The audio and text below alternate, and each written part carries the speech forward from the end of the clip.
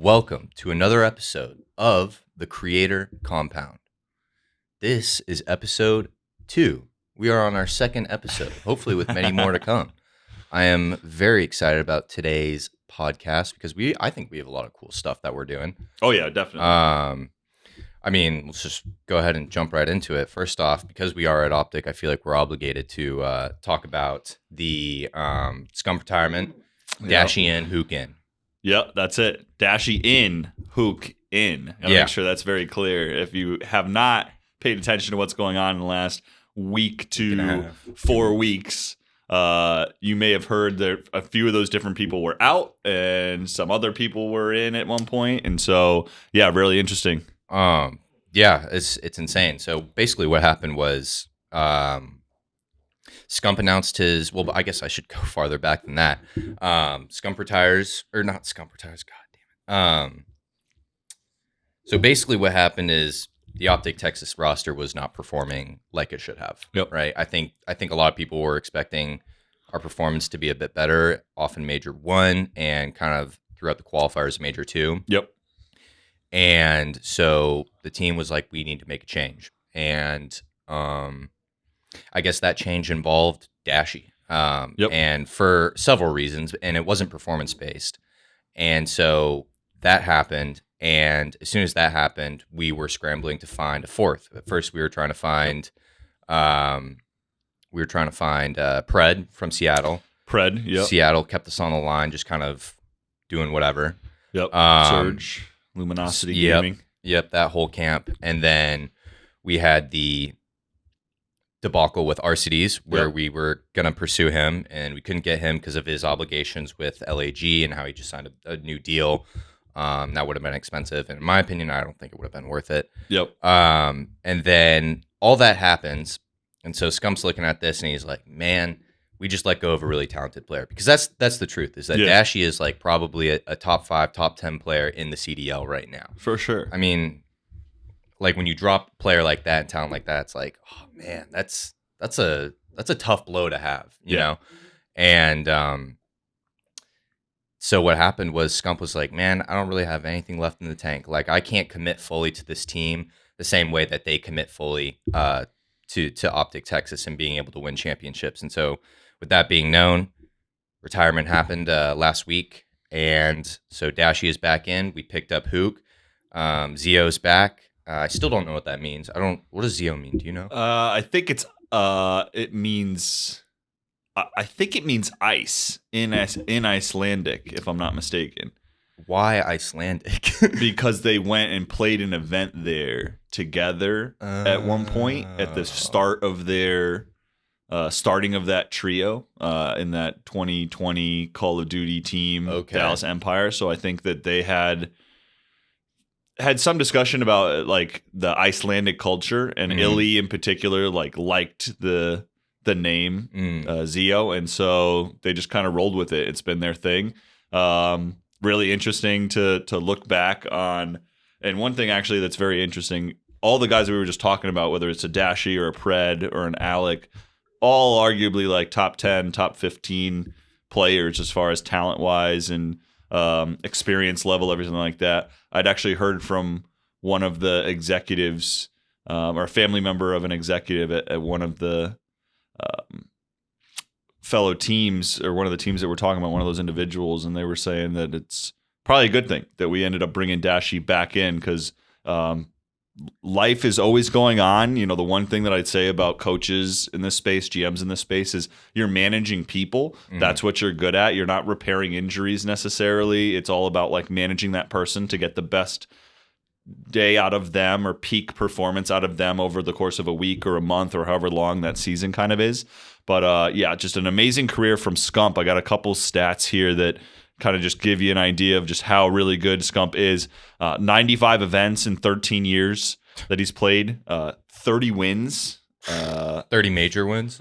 So just it has it down here as 30 wins. So I'm assuming it's tournament wins or at minimum, those older tournaments from like the BO4 days and back. And then obviously like the newer wins count towards, and those are a little bit more distinct with those tournaments. Right. 2017 world champion.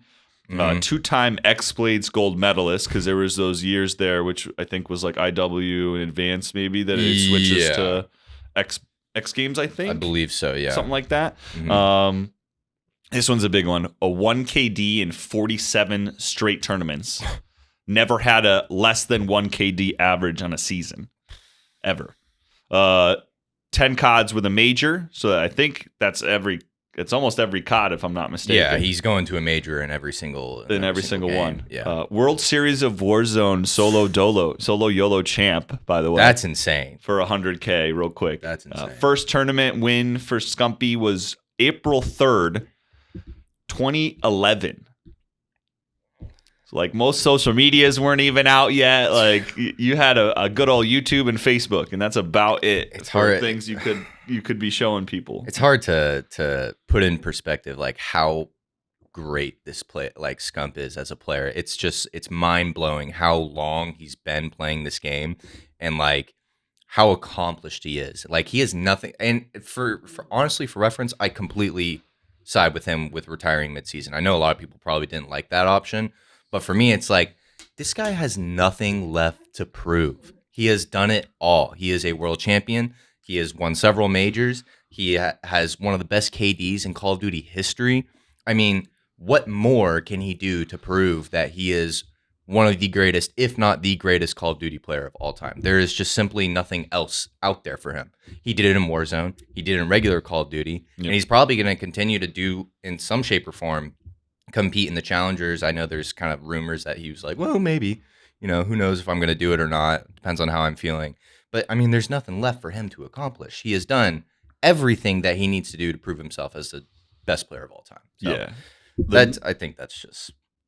I think the most interesting nuances is that people don't realize that for Dashy and for Hook. So Hook plays the submachine gun role with Shotzi on our team, and everybody knows that Dashy or Brandon is one of the best ARs in the game. Tends to be a little bit slower of a position, a lot more time, maybe ADS or just like looking further down holding the angles, sights, really, holding angles, etc. Scump was going to have to play like a flex SMG role, and so sometime using his SMG, sometime using his AR, which would be the equivalent in basketball as if like you heard like Michael Jordan, who's a shooting guard, decided to go play like power forward for some games, right? It's just a really weird. So I just wanted to like emphasize like how really unique it is for a player like him who's switching positions, and still nobody really had any concerns about the position switch. He also had a 1-2-2 that last tournament when he was playing a flex, which is significantly. It's a significant average because I think, top 10 is generally like a 1.2, 5 or above. Or I mean, top 5 is usually that. So was basically still slaying like a top 10 player. Yeah, it's incredible. So that it just, again, great player, great dude, so humble. And I'm glad that he's still with Optic today. And he's always just like a really like, he's just got a calm demeanor. Like he really understands what it takes to play at the highest level. So what was your favorite game watching him play?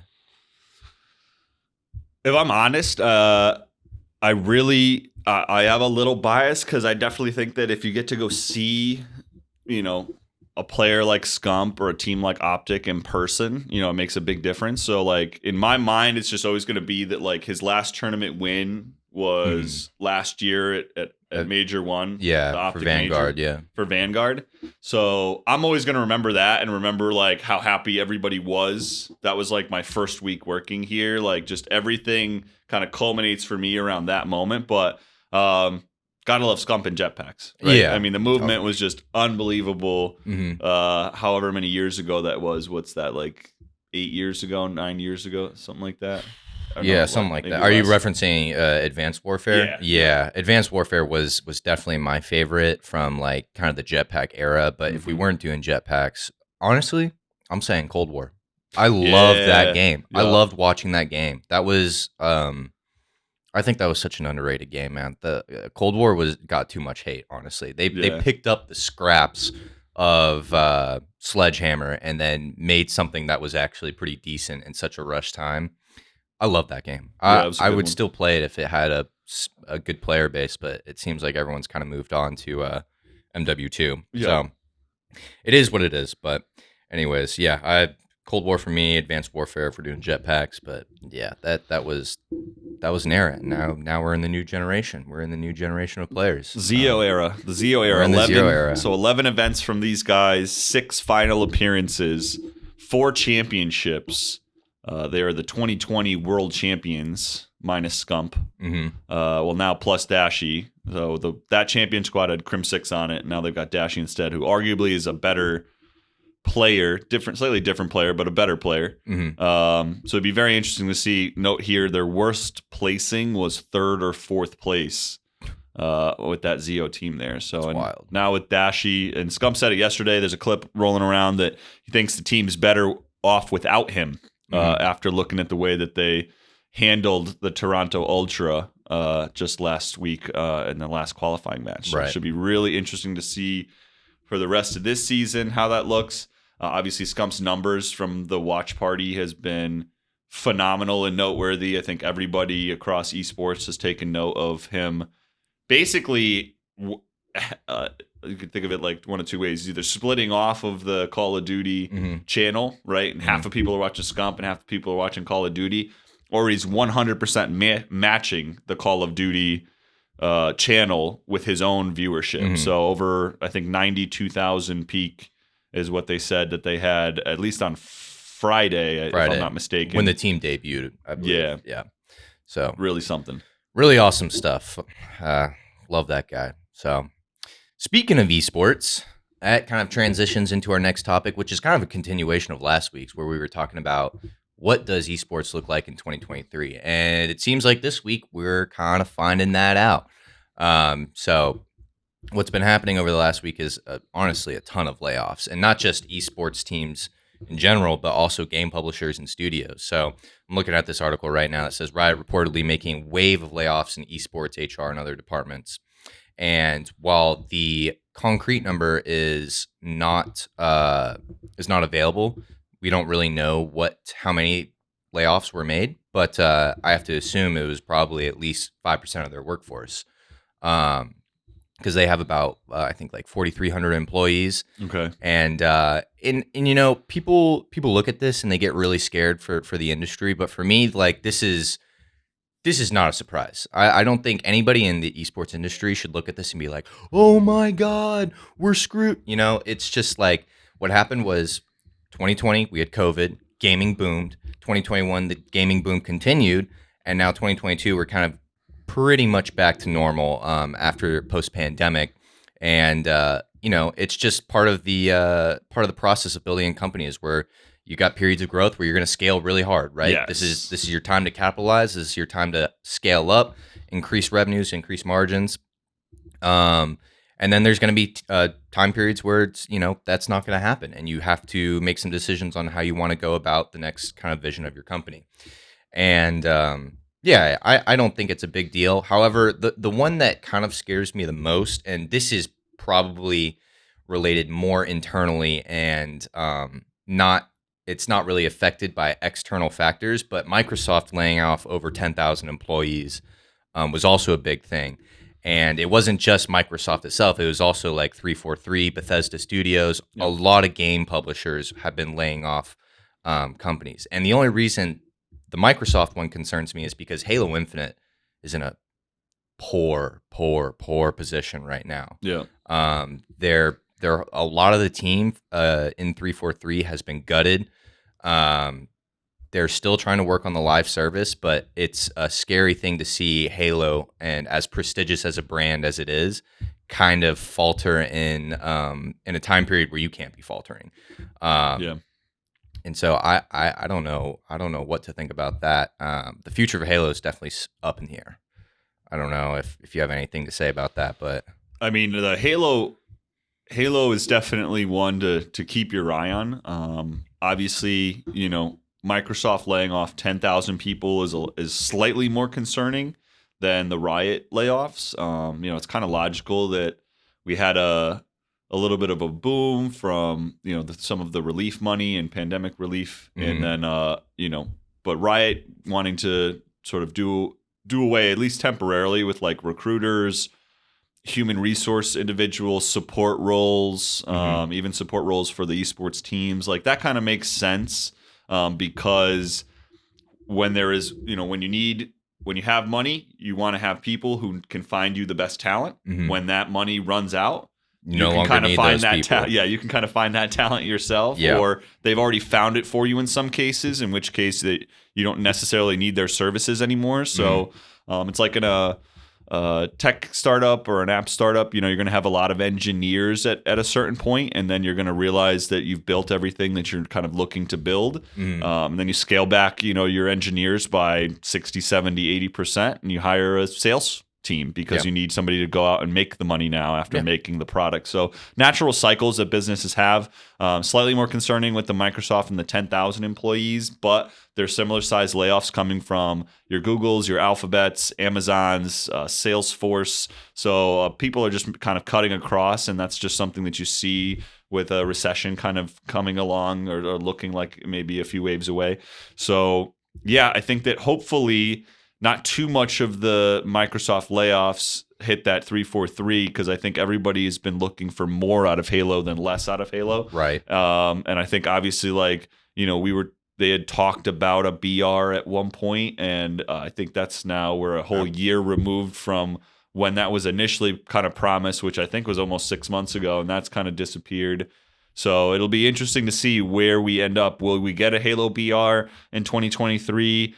Will that be the first thing they do in 2024, or are they just going to try and keep this game going and keep what they have going? Because I believe that, if I'm not mistaken, like World Championships were right when that BR was supposed to be dropping originally from when it was promised or talked about, from the previous year. It's amazing how fast time goes by with some of these game titles and the leagues, and just, you're keeping up with the Joneses and the events, and then all of a sudden you're like, wow, what happened to this thing that we got talked about, 6, 9, 8, 10 months ago? Right. Yeah. So it's definitely a little concerning from the Microsoft standpoint and from kind of the tech giant standpoint. But I think in the end, publishers are going to be okay. Like, this isn't, again, like you said, business and growth in business happens in peaks and valleys, right? Or peaks and valleys. And so some days or some years you're going to be doing really well for a long time, and then there's going to be other years where, hey, we might need to cut back a little bit. So, it is what it is, but I think it's pretty normal. So, we're also seeing esports orgs lay off. Like Team Liquid did a layoff round, I think last week. 100 Thieves did one as well. Yep. And that's just the cost of doing business. And there's nothing really you can do about that besides just kind of wait it out and see where the market kind of takes us. So, yeah. So I think that's that. I think, hopefully in the next 6 months, we should start to see some sort of growth start to return, or that's being optimistic, but hopefully in the next year, we'll start to see like some more growth happen, especially when, the Valorant kind of VCT league starts pumping up again. And, because in February, we'll have the what's it called? The championship, I believe, right? Yep. In February, or at the tail end of 2023. So, yep, should be fine. Not too concerned about it. Okay. Be really interesting to see with the chief creative guy, Joe Staten, heading off from 343, and them talking about, other strategic roles were a part of that layoff period. That's interesting to see, because I think, there's note that Joe was the person who really got the title done, got the Infinite title done by 2020, which was their goal originally. However, the player base, just to leave it on this last note, to just have you think about how you feel about what's going on with Halo. At one point, they were toting 100,000 average players within the launch period, so the first 90 days of the game. That's pretty good.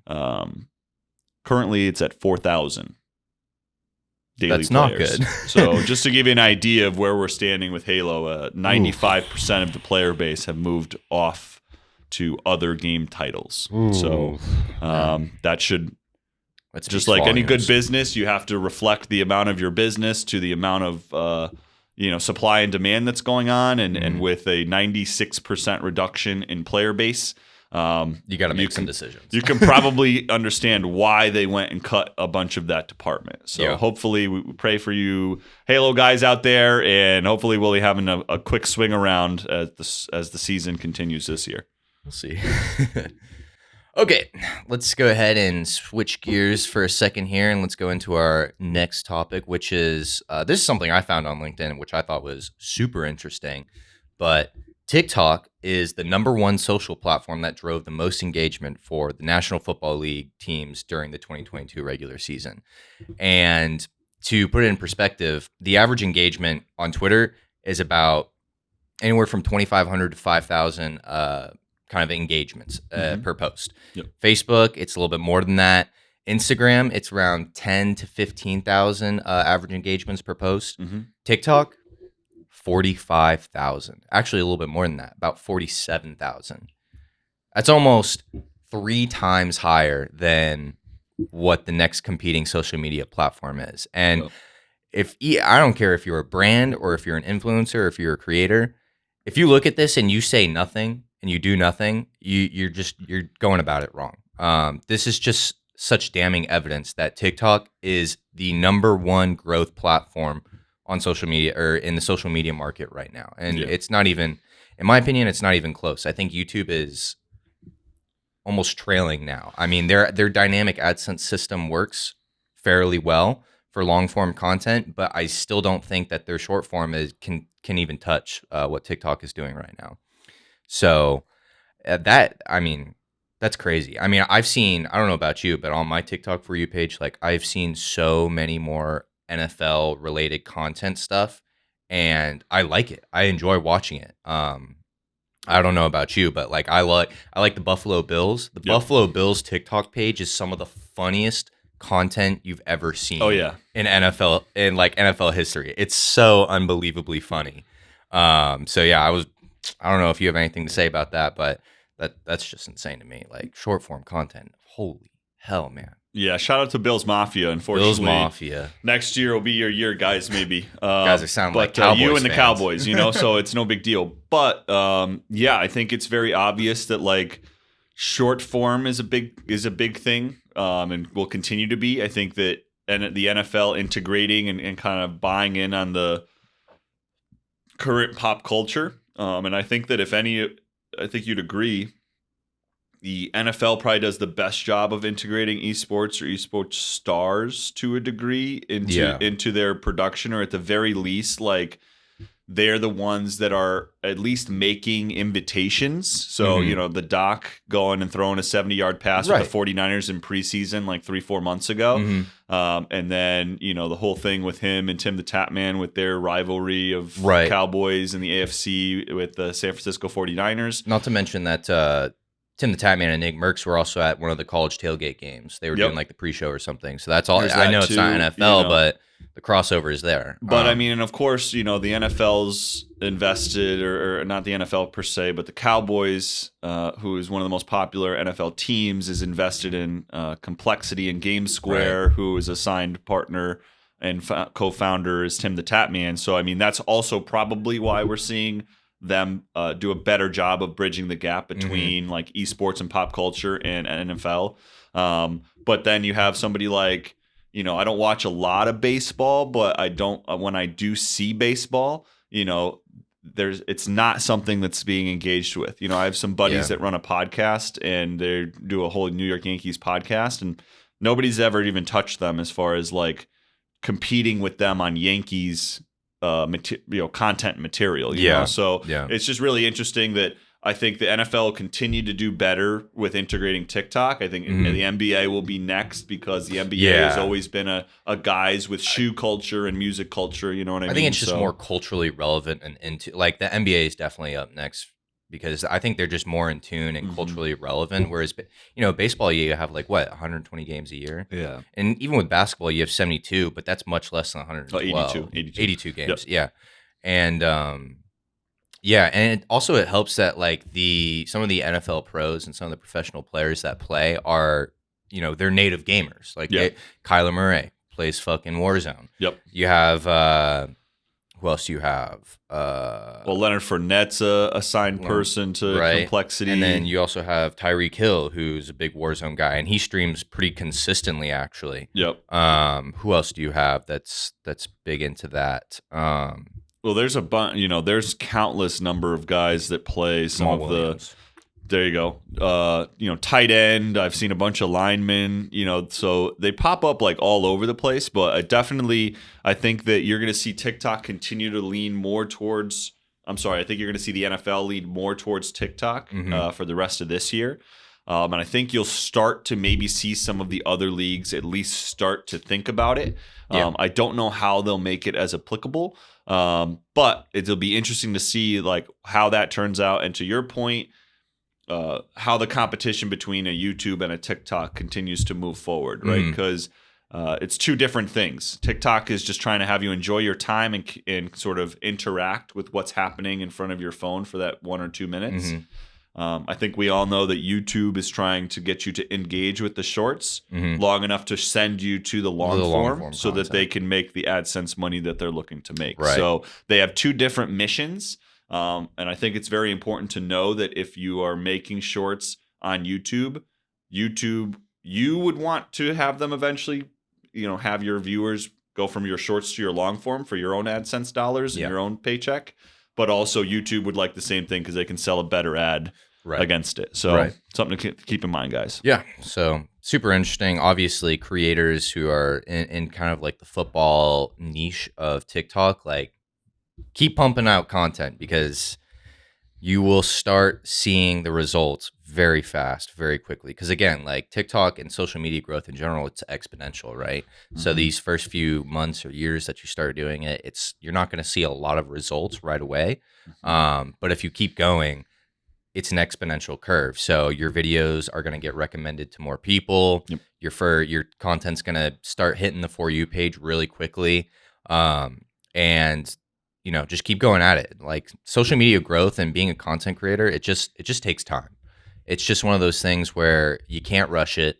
There's no real like growth hack per se that allows you to like grow quicker than others. It's just about being consistent and creating valuable content. And at the end of the day, if you do those two things and you do it long enough, you'll see a lot of success, especially on TikTok. So speaking of TikTok, as we all know, we're kind of going into a recession here, or we are in a recession because we've had 3 consecutive quarters of negative growth. So we are technically in a recession.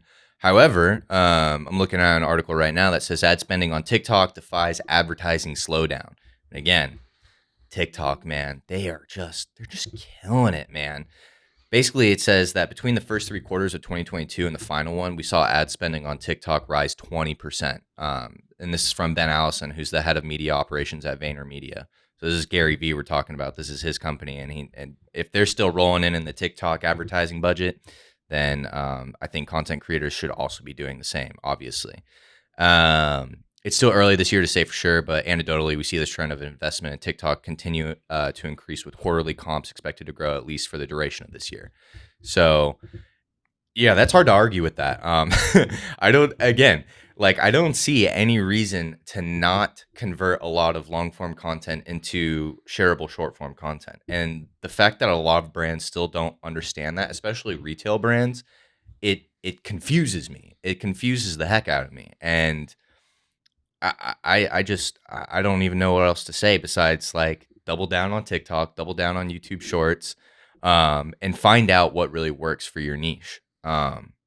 Because for me, like I do a lot of competitive Apex stuff, and so I actually see a lot of success in there. I see high engagement because the community is relatively small and nobody's making like really valuable content about it.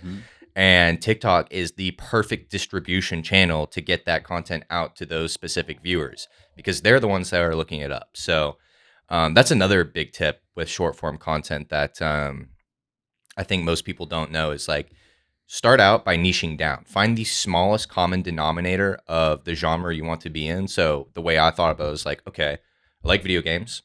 Let's niche down. I like Apex. Let's niche down even more. I like the competitive aspect of Apex. Let's niche down even more and let's break down the strategies, the thoughts, the theories that go behind those competitive Apex games. And that's where I actually found a lot of success. Like, I think I mean, it's not a lot, but I have about 5,000 followers on TikTok, and it wasn't particularly hard. I just had to make sure that my content was finding the right people. So, yeah, it's an insane year for short form content. It's gonna continue. It will be the winner of the year when we're reviewing it about a year from now. Yeah. Are you doing any short form content right now? Or are you kind of on hold right now and just working?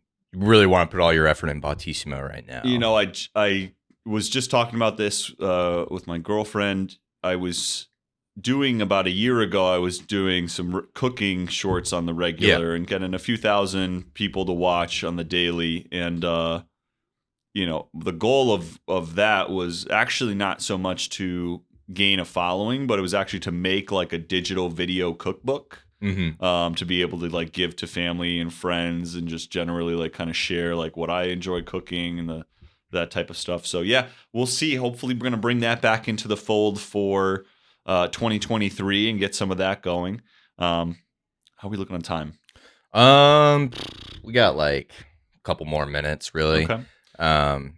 Yeah, I know you had something you wanted to share with me. Yeah, I've got something that hopefully, and we'll see if you guys like this segment. But you know, I think it's really cool, the aspect of, and very valuable fact that creators are turning into businesses, right? So creators need to monetize. They can't just do AdSense. They can't just do merchandise like apparel. You know, there needs to be another. Or if there is going to be something similar about those subjects, there needs to be a different angle to approach it. Yeah. And so I had 3 products that I kind of wanted you and the audience to react to today. Yeah. And then you just let me know like what you think about it. So the first one that I have to show, it's called Pizzafy. It's made by a creator named Eric, and what it does is it basically creates any item can become pizza. So literally anything. So I've seen them put it on toast. I've seen them put it on like a rice cake. I've seen them put it on crackers. I've seen them put it on top of rice. Like you can literally make any single item taste exactly like pizza. They sell it directly at pizzafy.com. And which is interesting, the only real connection between the creator who made the product and the product itself is that Eric's favorite food is pizza. So nothing that too directly correlates, just the fact that he's synonymous with this food because it's his favorite food and he's always talked about it with his brand. But very good looking label. It's vegan, gluten-free, and made from real tomatoes found in California. So quite a nice something to look at. It says here, turn anything to pizza, French fries, veggies, burgers, tacos, cheese and crackers, sandwiches, etc. It comes in a squeezable bottle or 2-ounce dippable packets or little pockets kind of a thing. So very got your 2-ounce dippables, and then you've got your bottle of it right here. What do you think about Pizzafy?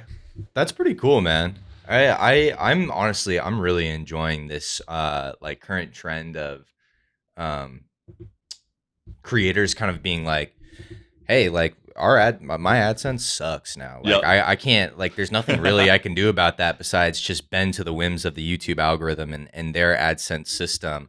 So instead of me trying to go out and get brand deals, like I'm just gonna make my own. Right. And I'm just gonna have a team that's gonna be separate from the content team, and we're just gonna do this instead because it's more lucrative. I mean, you have better exposure, you have an insane influence behind it because it's you, it's your personality, it's your business. And I think that is the smartest thing that creators are going to start doing in 2023 is focusing on building their own verticals. They're no longer going to go to sponsors, and instead they're going to just start making their own brands because it's A, it's more profitable, and B, you have way more control over how you want to market your product or service. So I think it's going to be huge. Never know. He might sell it. He just created the world's largest pizza, Eric, with the help of Pizza Hut. Who knows? Maybe he ends up selling that to Pizza Hut. Yeah, maybe he has like... That's a huge play. Maybe he has like a little product placement stand like inside Pizza Huts where it's like, oh, you want more pizza? Here's a Pizzafy. Yep. So I can see a lot of opportunity there for those brands. And especially like, I think the person who kind of pioneered that was Danny Duncan. Yeah. I think he looked at his content. He's like, dude, I'll never be brand friendly as long as the current culture stands within marketing, where it's like we want someone squeaky clean. He's like, that's not him. Yep. And so he's like, I gotta build my own verticals, and that's exactly what he did. And now he's the most successful YouTuber on the platform, in my opinion. Yeah. I mean, he's in all of the Zoomies and Spencer stores. He does like over $150 million in merchandise sales. It's complete insanity, but like he just gets it. He gets it. Nelk with the Happy Dad thing is a perfect example. Yeah. You create a business, a brand worth $50 to $100 million, then you create this product everybody can like. It's got appeal because that Happy Dad can is so basic that you can't even tell what it is. It literally could appeal to anybody. It looks like a regular Budweiser can. So I mean, definitely really interesting to see like what they've done as well. The next one up I have to show you is called Awesome Coffee Club. Okay. It is by John and Hank Green, the Vlog Brothers. Yeah, the boys. Yep, the boys. And so this is very unique in the fact that they're not actually making this coffee to profit from at all. They're giving away 100% of profits. If you scroll down to the bottom, literally awesome. Not even the bottom, about halfway down on their website, they let you know that 100% of profits are donated to charity and for the purpose of creating a better ecosystem around coffee and its sustainability in the different countries that it can come from in South America and Africa. So they have this beautiful website. I've heard great things about the coffee, fairly affordable, knowing that a regular bag of coffee is about the Sag's bag of coffee that they're selling is for $22. That size bag could go for about $12 or $13 at a regular grocery store. So considering that you know that it's going to a good cause, and they're getting I'm okay with that. Yeah, fantastic Sumatra coffee and just some really good coffee from some of those different areas like Colombia and Ethiopia. I definitely think it's one to take a look at. Yeah. So, and cool that they're not making actually any money off of it. They're just trying to help other people. I like that. And then the last one that I thought was really interesting, which I think that we'll get to see Toby's reaction to, is Nas Daily. If there are any Nas Daily fans out there, came up with a shirt that displays how much of your life that you've lived so far. So you can kind of glass half full, glass half empty this, right? You can think, this is how much of my life I've lived, and I've got so much left to go. Or you could think, ooh, I already lived that long. I only got this much left, you know? So it's gonna be interesting to see. So I'm gonna type in my birthday really quickly. Mine is March 1 of 90. It says here that for somebody who lives in the United States, as a male, I have lived 43% of my life so far. That sounds kind of long. Now, Toby, what's your birthday? Oh boy. June 1st, 2000. June 1st, 2000. Ready? I don't want to know. Here, let me guess first real quick. Guess what it is first. My guess is, man, I think I've lived like probably 30%, 33% of my life. What are we at? So spot on with the first estimate, 30%. Woo! 30% of life has been lived so far, my friend. You're a 30%er already. Already. Oh, man. I'm depressed now. It's right. It's very interesting. Like you kind of have to like. Well, I think it's important if you like sit back and you don't think about like, well, what have I accomplished? What have I learned? Where did I go in my life? You know, what experiences do I have? What people am I proud or happy to know and stuff like that? And then I feel like you can get a little bit more justified. It also like being somebody who's life percentages in the 40s now, I'm like, oh no, I do have some experience that I can actually pass along to people that might be valuable because I've already lived almost half of my life so far, you know, so I can at least relate to being a young person, but also can relate to like having some experiences and what it would be like to actually give you something that can help you. Yeah, that's a good glass half full type mentality. I like that. I mean, honestly, I am very happy with how my life is going. And so like, you know, 30% of my life that's a third of my life. But again, you know, half of those years were spent building the skills and the necessary experience to be where I am right now. So, I think it's also a glass half full type mentality. I'm satisfied and I'm proud of what I've accomplished so far, and I'm looking forward to it. So even though that is a little daunting number, 30%, it's like, holy fuck, I've been on this rock for a third of my life already. Imagine that I only have 57% left. Just think about that. If you think about it from that way, and so the whole point of this guy's end of pod is just like frame things in your life in a positive way. Think about things in a positive way. I know it sounds a little cheesy, but like realistically, you'll get more done and you'll be happier if you can frame it in a way where like you've got more time to go. And I'm thankful for all the things that I've done so far. Versus thinking like, oh, I haven't done enough yet and I've only got this much time left. You know, like I think you'll be surprised at how much you can offer to other people from the things that you were passionate about or things that you happen to have the skill set for sort of right away. So, but the Nas Daily t-shirt thing, I love it. I love the idea of framing things in a positive way. And as somebody who's a creator and who, is obviously wanting other people to, I think, start down that path to a degree. It's a great way of like, you can look at that shirt and get pretty fired up and motivated if you're somebody who still wants to go accomplish it's things. Like you still got a lot left. Got plenty of time left. Got plenty of time. Plenty of time. On that positive note, I think we're going to end the podcast here. I think podcasts are going to start going out every other week now because we got some other stuff that we need to work on for Botisimo. I'm doing a bunch of short form content and stuff like that.